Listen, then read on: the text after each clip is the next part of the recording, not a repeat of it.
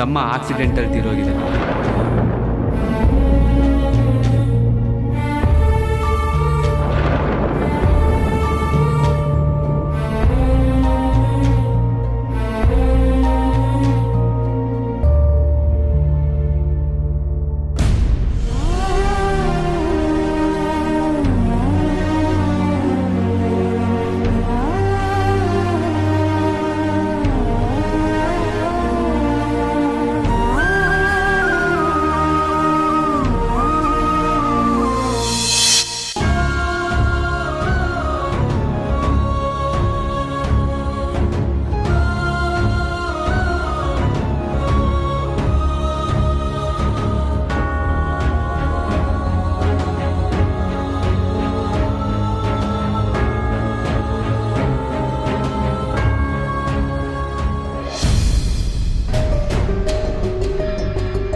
ಯಾಕೆ ವಿಕ್ಕಿ ಅವ್ರ ಫೋನ್ ತೆಗಿತಾ ಇಲ್ಲ?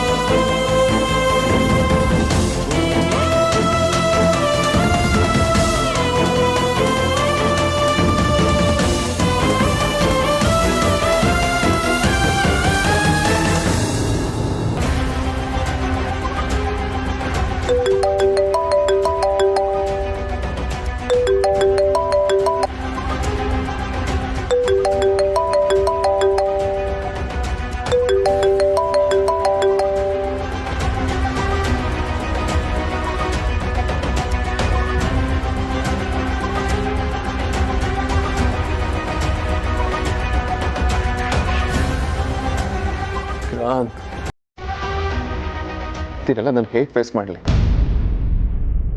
ಆರ್ತಿ ನಾನು ಏನಂತ ಉತ್ತರ ಕೊಡ್ಲಿ?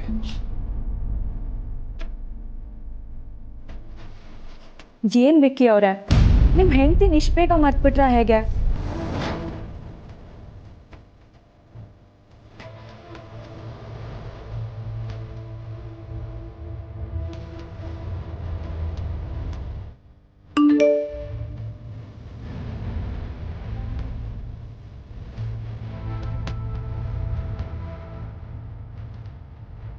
ಏನ್ ವಿಕ್ಕಿ ಅವ್ರೆ, ನಿಮ್ಮ ಹೆಂಡತಿನ ಇಷ್ಟು ಬೇಗ ಮರ್ತ್ಬಿಟ್ರ ಹೇಗೆ? ದುಬೈಗೆ ಹೋಗ್ತೀನಿ ಅಂತ ಒಂದೇ ಒಂದು ಮಾತು ಹೇಳಿಲ್ವಲ್ಲ? ಇರ್ಲಿ ಎಲ್ಲ ಹೋಗ್ತೀರಾ? ಬರಲೇಬೇಕು.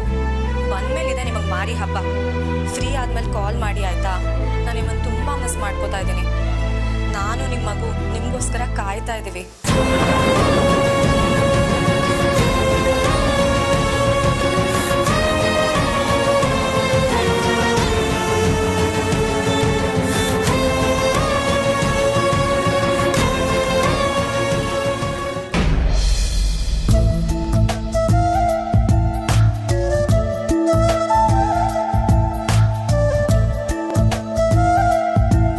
ವಿಕ್ರಾಂತ್, ಪಾಪ ನಿನಗೋಸ್ಕರ ಜೀವ ಕಾಯ್ತಿದೆ ಕಣೋ.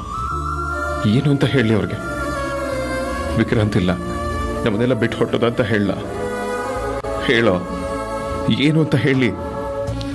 ಹಾಗೆ ಹೇಳಿದ್ರೆ ಇದನ್ನು ತಡ್ಕೊಳ್ಳೋದಕ್ಕೆ ಅವ್ರಿಗೆಲ್ಲ ಆಗುತ್ತಾ? ಮೊದಲೇ ತುಂಬ ಸೆನ್ಸಿಟಿವ್, ಈಗ ಪ್ರೆಗ್ನೆಂಟ್ ಬೇರೆ. ಇಲ್ಲ, ಖಂಡಿತ ಇಲ್ಲ. ನಾನು ಯಾವುದೇ ಕಾರಣಕ್ಕೂ ವಿಚಾರನ ಆರ್ತಿ ಅವ್ರಿಗೆ ಹೇಳಬಾರ್ದು. ಮಗು ಆಗೋವರೆಗೂ ನೀನು ಸಾವಿನ ಸುದ್ದಿ ನನ್ನೊಳಗೆ ಸಮಾಧಿ ಆಗಲಿ.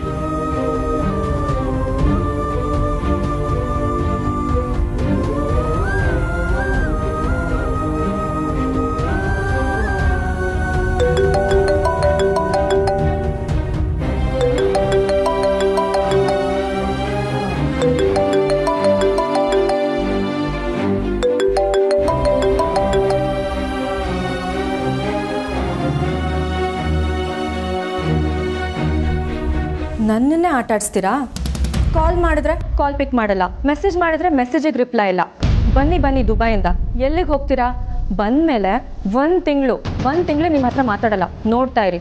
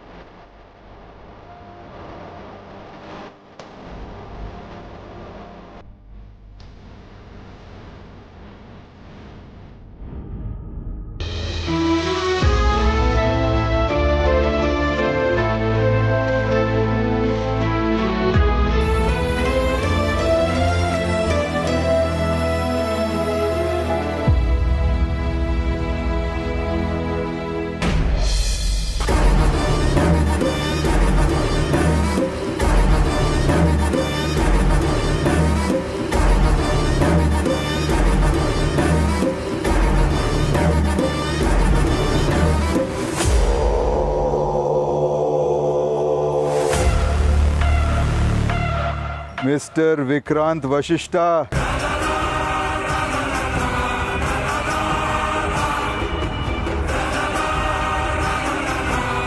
you are out.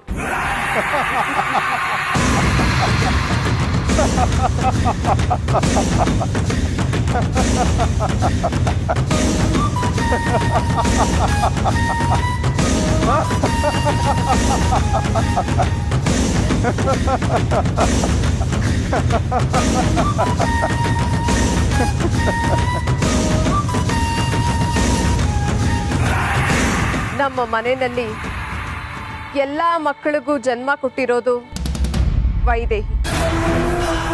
ದುರಂತ ಅಂದ್ರೆ ಎಲ್ಲ ಮಕ್ಕಳ ಸಾವಿಗೆ ಕಾರಣ ಆಗೋಳು ಅವಳೆ. ಅಮ್ಮನ ಬಗ್ಗೆ ತಿಳ್ಕೊಂಡ ಒಬ್ಬ ಮಗ ಜೀವಂತ ಶವ ಆದ, ಇನ್ನೊಬ್ಬ ಶವಾನೇ ಆಗೋದ. ಎಲ್ಲ ವೈದೇಹಿ ಮಹಿಮೆ. ಆ ವೇದಾಂತಕ್ಕೂ ಅಮ್ಮನ ಹುಚ್ಚು ಹಿಡಿದ್ರೆ ಆದಷ್ಟು ಬೇಗ ಅವನು ಮೇಲಕ್ಕೆ ಹೋಗ್ತಾನೆ. ನಾವು ಅವಾಗ ದೊಡ್ಡ ಸೆಲೆಬ್ರೇಷನ್ ಮಾಡ್ಬೋದು.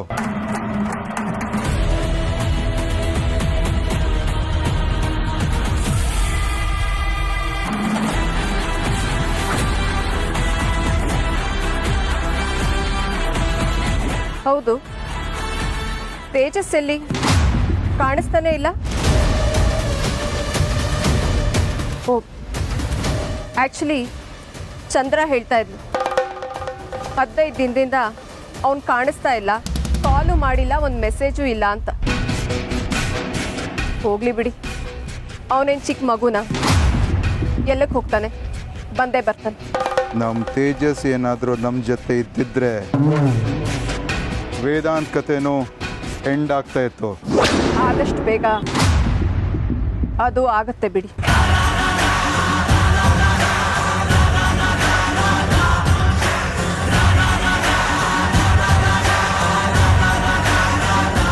ನೀನು ನೆನ್ನೆ ಫೋನ್ ಮಾಡಿದಾಗ ಏನಂದೆ? ಸೂರ್ಯನಾರಾಯಣ ಕಾಶಿಯಲ್ಲಿದ್ದಾನಂತ ಗೊತ್ತಾಯ್ತಾ? ನನಗೂ ಅದೇ ಆಶ್ಚರ್ಯ. ವೇದಾಂತ್ ಮೊಬೈಲ್ಗೆ ವಿಕ್ರಾಂತ್ ಕಾಲ್ ಮಾಡ್ದ. ಯಾರು ಪಿಕ್ ಮಾಡಿದ್ರು ಅಂತಲೂ ನೋಡಿದೆ, ಎಲ್ಲ ವಿಷಯನೂ ಹೇಳ್ಬಿಟ್ಟ. ವೈದೇಹಿನೇ ಅಮ್ಮ, ಅದನ್ನು ಹೇಳೋದಕ್ಕೆ ಅಂತ ಬರ್ತಾ ಇದ್ದೀನಿ. ಕಾಶಿನಲ್ಲಿ ನಮ್ಮಪ್ಪ ಸೂರ್ಯನಾರಾಯಣ ಇದ್ದಾರೆ, ಅವರನ್ನು ಕರ್ಕೊಂಡು ಬರ್ತೀನಿ ಅಂತಲೂ ಹೇಳಿ.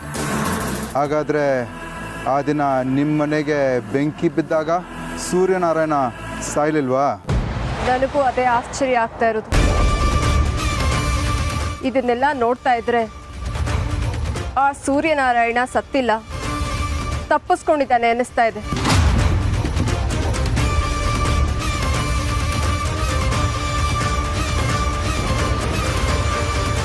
ಛೇ, ನನ್ನ ಜೀವನದ ಅತಿ ದೊಡ್ಡ ಶತ್ರು ನಾನೀಗ ಆಗೋದಿಕ್ಕೆ ನನ್ನ ತಂದೆ ತಾಯಿ ಜೈಲ್ ಹೋಗೋಕ್ಕೆ ಕಾರಣ ಅವನೇ. ಅವನು ಇನ್ನೂ ಬದುಕಿದಾನ? ಮೊದಲು ಅವನು ಎಲ್ಲಿದ್ದಾನಂತ ತಿಳ್ಕೊಬೇಕು.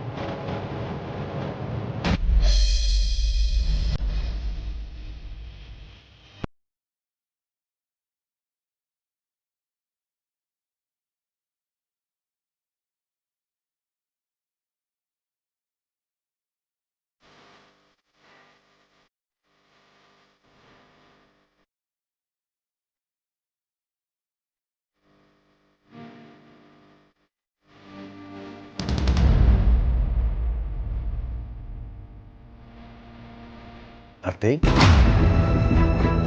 ಯಾಕಮ್ಮ ಊಟ ಮಾಡ್ತಾ ಇಲ್ಲ? ಹಸುವಿಲ್ವೋ ಅಥವಾ ಇಷ್ಟ ಇಲ್ವೋ? ಹಾಗೇನಿಲ್ಲ ಅಪ್ಪ. ಹಾಗಿದ್ಮೇಲೆ ಕಟ್ಟಿಗೆ ಯಾಕಮ್ಮ ರಂಗೋಲಿ ಬಿಡಿಸ್ತಾ ಇದೆಯಾ? ನೋಡು, ಬಸ್ರಿ ಹೆಂಗಸರು ಪೌಷ್ಟಿಕವಾದ ಆಹಾರನ ಊಟ ಮಾಡಬೇಕು. ಹಾಲು, ಮೊಸರು, ತುಪ್ಪ, ತರಕಾರಿ ಧಾರಾಳವಾಗಿ ತಿನ್ನಬೇಕು. ಆಗ್ಲೇ ಹೊಟ್ಟೆಲಿರೋ ಮಗು ಆರೋಗ್ಯವಾಗಿ ಹುಟ್ಟೋದು. ಮಾಡ್ತೀನಿ ಅಮ್ಮ. ಆಗ್ಲಿಂದ ಮಾಡ್ತೀನಿ ಅಂತ ಹೇಳ್ತಾ ಇದೆಯಾ, ಊಟನೇ ಮಾಡ್ತಿಲ್ಲ ನೀನು. ಯಾಕಮ್ಮ ಆರ್ತಿ, ಏನಾಯ್ತು? ಅಕ್ಕ ಭಾವನ ತುಂಬಾ ಮಿಸ್ ಮಾಡ್ಕೋತಾ ಇದ್ದಾಳೆ ಅನ್ಸುತ್ತೆ, ಅದಕ್ಕೆ ಊಟ ಮಾಡ್ತಿಲ್ಲ. ಏ ಅಂಜು, ಸುಮ್ಮನೆ ಏನೇನೋ ಮಾತಾಡ್ಬೇಡ ನೀನು. ನಾನೇನೇ ಮಾತಾಡ್ದೆ?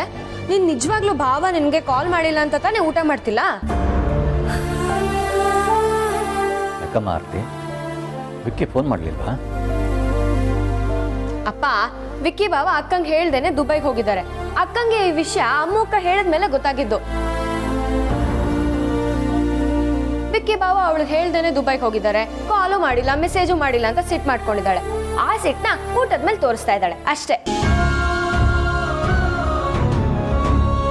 ಹೇ ಅಂಜು, ಏನು ಯಾವಾಗಲೂ ಎಲ್ಲ ವಿಷಯನ ಜೋಕ್ ಮಾಡ್ತೀಯಾ?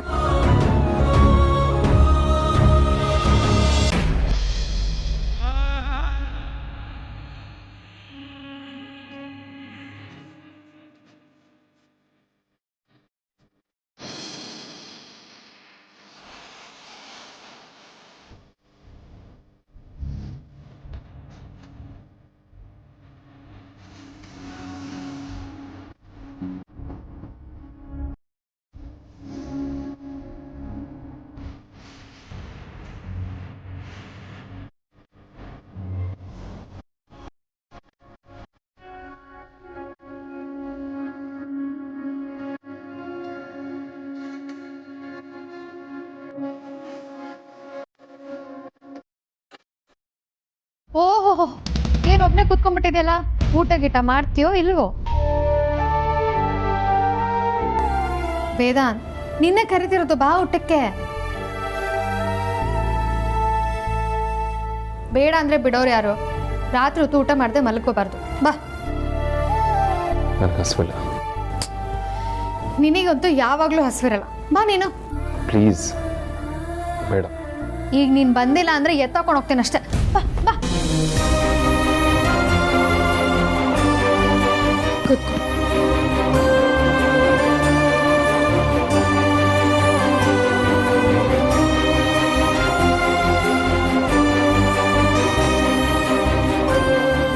ನೀನ್ ಹಿಂಗೆ ಊಟನ ಸ್ಕಿಪ್ ಮಾಡ್ತಾ ಇದ್ರೆ ಈಗ ಹ್ಯಾಂಡ್ ಸಮಗಿದ್ಯಾ, ಆಮೇಲೆ ಅಂಕಲ್ ಆಗೋಗ್ಬಿಡ್ತೀಯ.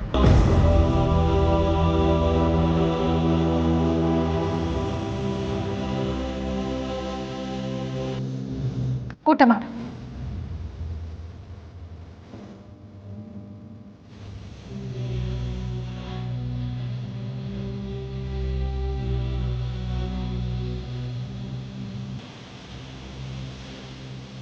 ವೇದಾಂತ್,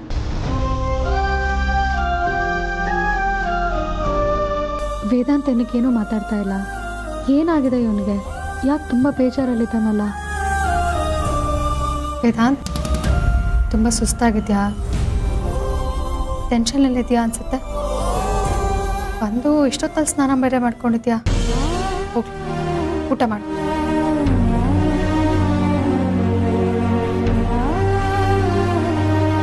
ಪ್ಲೀಸ್ ವೇದಾಂತ್, ಊಟ ಮಾಡು.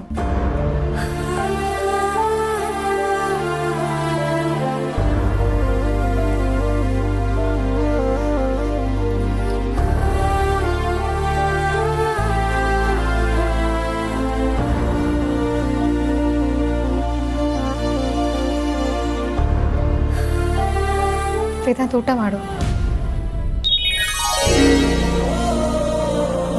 ಅಗ್ರಜ,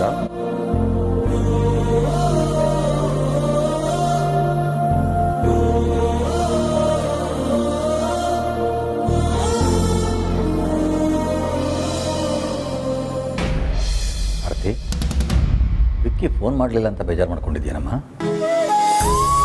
ಆರ್ತಿ ವಿಕ್ಕಿ ಬಿಸ್ನೆಸ್ಸು ಅಂತ ದುಬೈಗೆ ಹೋಗಿದ್ದಾರೆ.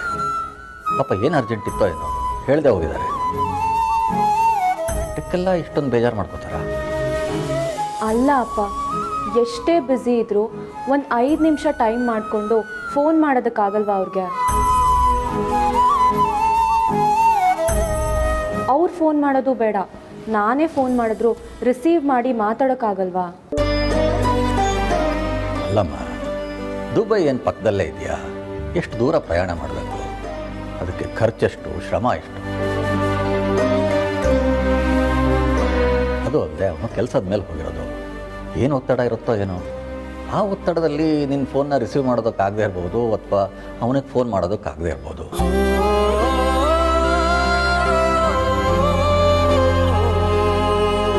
ಅದಕ್ಕೆ ವಿಮಾನ ಪ್ರಯಾಣ ಬೇರೆ, ಸುಸ್ತಾಗಿರುತ್ತೋ ಏನೋ. ನಾಳೆ ಅವನೇ ಫೋನ್ ಮಾಡ್ತಾನೆ ಬಿಡು. ಹ್ಞೂ ಪುಟ್ಟ, ನಾವು ಮೈಸೂರು ಬಸ್ಸಲ್ಲಿ ಹೋಗ್ತೀವಲ್ಲ, ಎಷ್ಟು ಸುಸ್ತಾಗ್ಬಿಡುತ್ತೆ ಗೊತ್ತಾ? ಪಾಪ ನಿನ್ನ ಗಂಡ ಇಲ್ಲಿಂದ ದುಬಾಯಿಗೆ ಅಷ್ಟು ದೂರ ಪ್ಲೇನಲ್ಲಿ ಹೋಗಿದ್ದಾನೆ, ಅವನಿಗೆ ಸುಸ್ತಾಗ್ರಿ ಬಿಡ. ಅಮ್ಮ, ಬಸ್ನಲ್ಲಿ ಹೋದ್ರೆ ಜಾಸ್ತಿ ಸ್ಟ್ರೈನ್ ಆಗೋದು, ಫ್ಲೈಟಲ್ಲಿ ಹೋದ್ರೆ ಸ್ಟ್ರೈನ್ ಆಗಲ್ಲ. ನಿಮ್ಗೆ ಇವೆಲ್ಲ ಎಲ್ಲಿ ಗೊತ್ತಾಗತ್ತೆ ಬಿಡು. ಸರಿ ಸರಿ ಪುಟ್ಟ, ನಿನ್ನ ಗಂಡ ಕೆಲಸದ ಮೇಲೆ ಹೋಗಿರತ್ತಲ್ವಾ, ತುಂಬ ಕೆಲಸ ಇರುತ್ತೆ. ಅವನು ಬಿಡುವಾದ್ಮೇಲೆ ಫೋನ್ ಮಾಡ್ತಾನೆ. ನೀನು ಯೋಚನೆ ಮಾಡಿಬಿಡ ಪುಟ್ಟ, ಊಟ ಮಾಡಿ.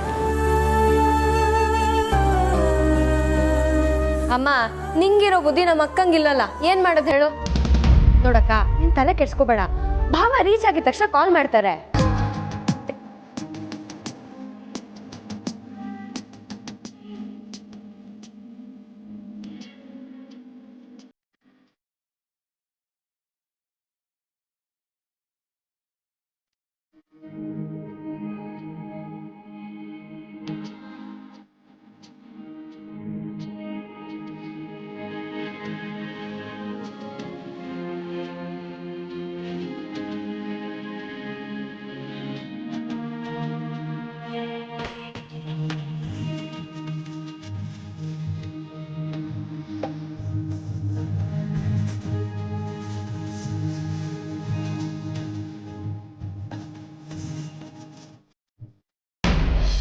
ಏನಾಗ್ರಜ ಹೀಗೆ ನೋಡ್ತಿದ್ಯಾ? ನನ್ನ ಮೊದಲನೇ ಸಲ ನೋಡ್ತಿರೋ ಹಾಗೆ. ನಾವಿಬ್ಬರು ವಿಡಿಯೋ ಗೇಮ್ಸ್ ಆಡಿ ಎಷ್ಟು ದಿನ ಆಯಿತು. ಏನಾಗ್ರಜ ನೀನು ತಟ್ಟೆ ಮೇಲೆ ರಂಗೋಲಿ ಬಿಡಿಸ್ಕೊಂಡು ಬೇಗ ಊಟ ಮಾಡ್ಬಾ, ವಿಡಿಯೋ ಗೇಮ್ಸ್ ಆಡೋಣ. ಅಗ್ರಜ, ನಿನಗೆ ನೆನಪಿದ್ಯಾ? ಮದುವೆಗಿಂತ ಮುಂಚೆ ನಾವು ತುಂಬ ವಿಡಿಯೋ ಗೇಮ್ಸ್ ಆಡ್ತಾಯಿದ್ವಿ. ಆವಾಗ ಸೋತವರು ಟ್ರೀಟ್ ಕೊಡಿಸ್ಬೇಕಾಗಿತ್ತು. ಆ ಟ್ರೀಟ್ ಕೊಡಿಸೋಕ್ಕೆ ನೈಟೆಲ್ಲ ಸುತ್ತಾಡ್ತಾಯಿದ್ವಿ. I miss those days. ಬಾ, ಇವಾಗಲೂ ಬೇಗ ಊಟ ಮಾಡ್ಕೊ, ಗೇಮ್ ಆಡೋಣ. ಸೋತವರು ಮತ್ತೆ ಟ್ರೀಟ್ ಕೊಡಿಸ್ಬೇಕು, ಓಕೆ? ಊಟ ಮಾಡು ಬೇಗ. ಈ ಸಕ್ರತ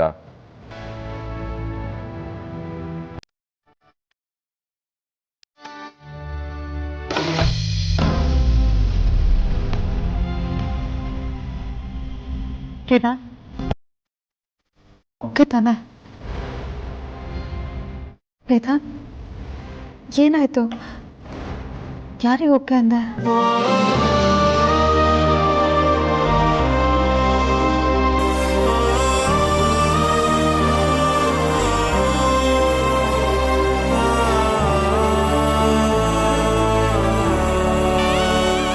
ಏನಾಯ್ತು ವೇದಾಂತ್? ಪ್ಲೀಸ್ ಹೇಳು.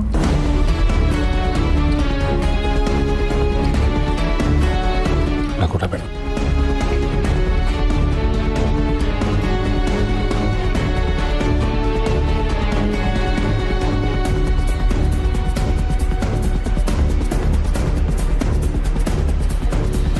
ಯಾಕೆ ಅವನಿಗೆ ಏನಾಯ್ತು? ತುಂಬ ವಿಯರ್ಡಾಗಿ ಬಿಹೇವ್ ಮಾಡ್ತಿದ್ದಾನಲ್ಲ. ಏನೋ ಅಪ್ಸೆಟ್ ಆಗಿರೋ ಥರ ಕಾಣ್ತಿದೆ.